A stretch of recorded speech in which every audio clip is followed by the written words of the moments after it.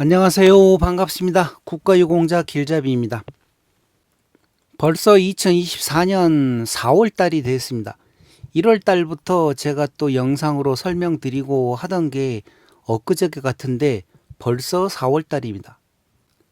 이제 날씨도 따뜻해지면서 겨울은 완전히 끝난 것 같은데 그래도 나이 드신 분들은 감기 조심하셔야 됩니다. 그래서 가능하면 항상 목을 따뜻하게 하면서 감기 걸리지 않게 조심하시기 바랍니다.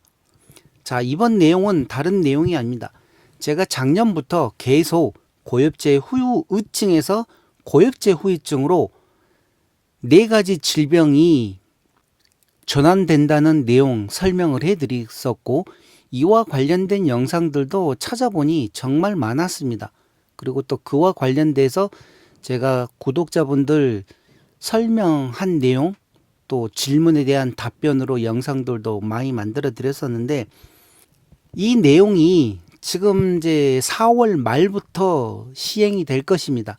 왜 그런가 하면 2024년 1월 28일 날짜인가 국무회의를 통과를 했습니다. 통과를 하게 되면 법이 약 3개월의 공포 기간을 거쳐서 이제 4월 말부터 시행이 되는데, 이 4가지 질병이 처음에 국가보건부에서 얘기를 할 때는 다시 신체 검사를 볼 것이다, 그렇게 얘기를 하다가 다시 또 저번 달에는 신체 검사를 보질 않고 기존에 있던 자료들을 가지고 이제 등급을 판정을 해서 통보를 할 것이다, 이렇게 얘기가 나왔었습니다.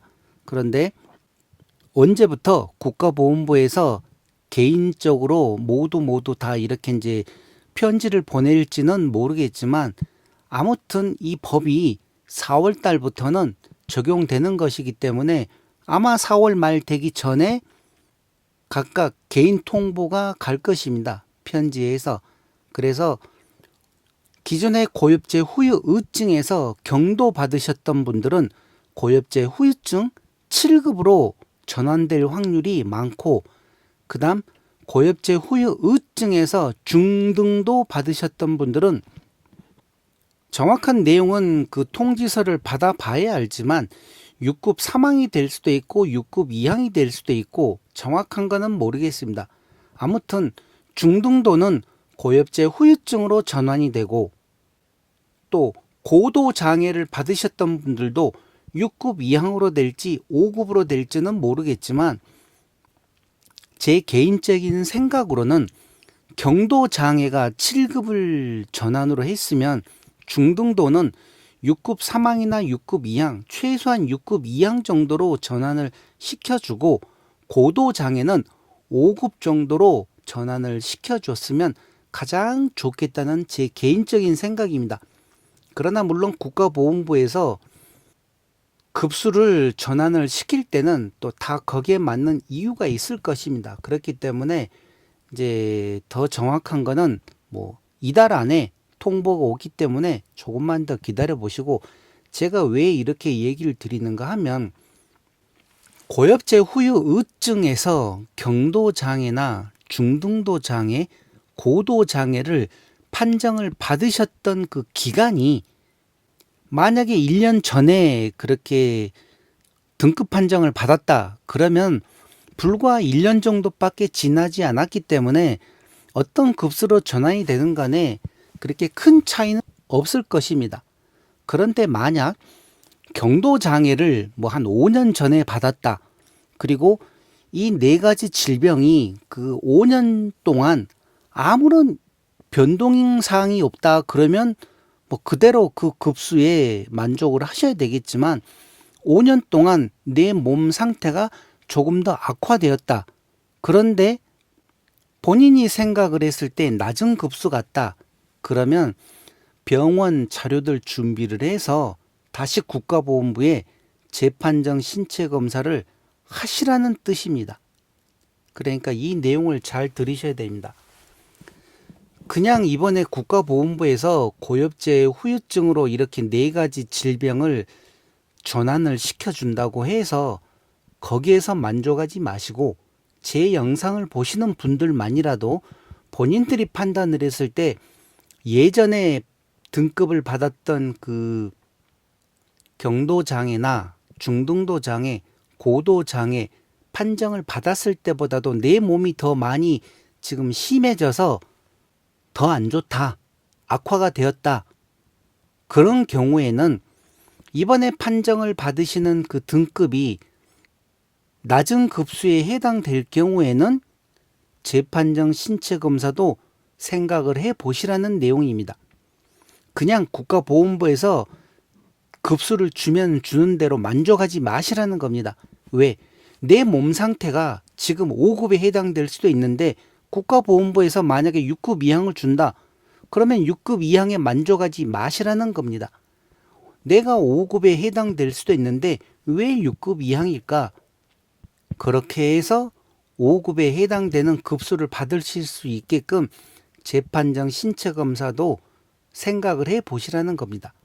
자, 그런데 또 모든 분들이 또 그렇게 될 수가 없는 게 본인들이 그동안 공부를 많이 하셨으면 물론 제가 지금 얘기하는 내용이 무슨 내용인지 알고 바로 준비를 해서 신청을 할 수도 있지만 이런 내용을 처음 들으시는 분들은 이게 무슨 내용인지 전혀 이해도 못 하실 겁니다.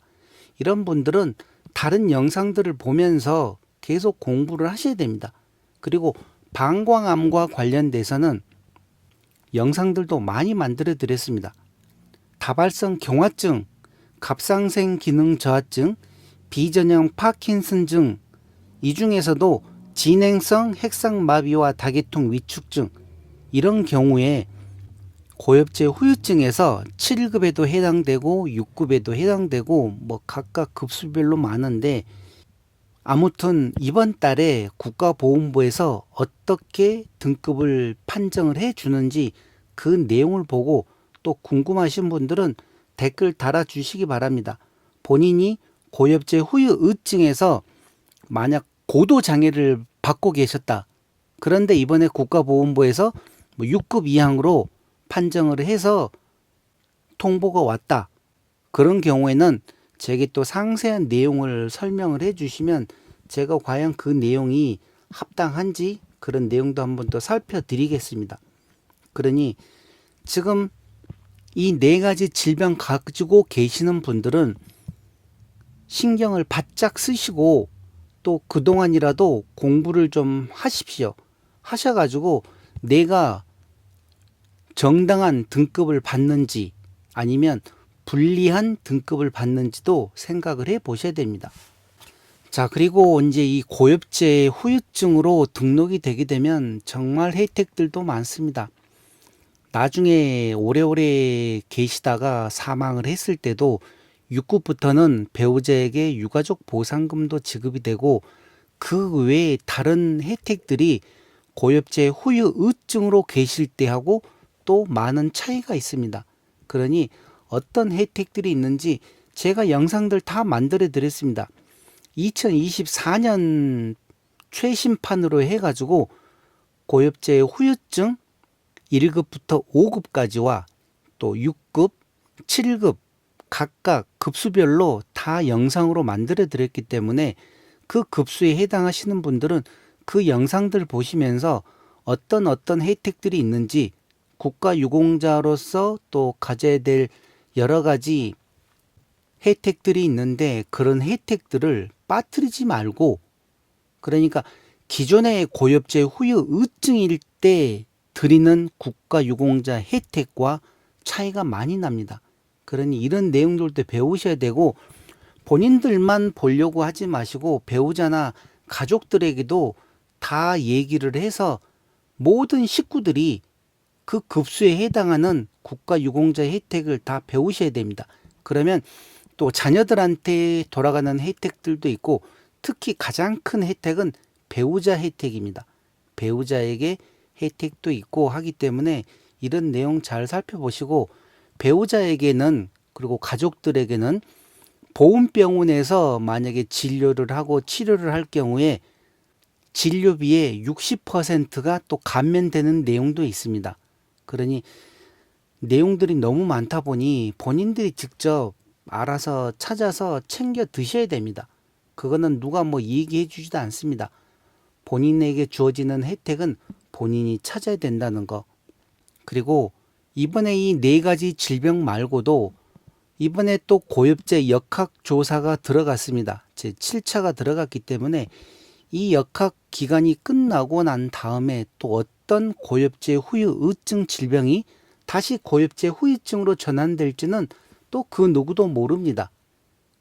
계속 연구 조사를 해서 어떤 후유증들은 후유증으로 전환을 시켜야 되겠다. 그러면 국가보건부에서 검토를 해서 또 뭐 몇 년 후에 고엽제 후유증에서 고엽제 후유증으로 전환이 될 것입니다. 그러니 또 그런 내용 계속 제 영상 보시면서 그런 소식 놓치지 마시고 시간 나실 때마다 하나씩 배워 놓으시기 바랍니다. 자, 이번 시간은 이렇게 마치고 다음 시간에는 제가 이 월남 참전하셨던 분 중에서 전립선암을 가지고 고엽제 후유증으로 인정을 받았는데 등록 신청하는 중에 사망을 한 건이 있습니다. 그래서 배우자가 이 건을 가지고 소송을 제기를 했는데 어떤 내용인지 이와 관련된 내용 다음 시간에 제가 상세하게 설명을 해드리겠습니다. 그러니 다음 시간 꼭 영상들 보시기 바랍니다. 자, 이렇게 해서 이번 시간 고엽제 후유증으로 전환되는 질병 4가지가 4월 말부터 시행된다는 내용 이것으로 마치겠습니다. 지금까지 국가유공자 길잡이였습니다. 감사합니다.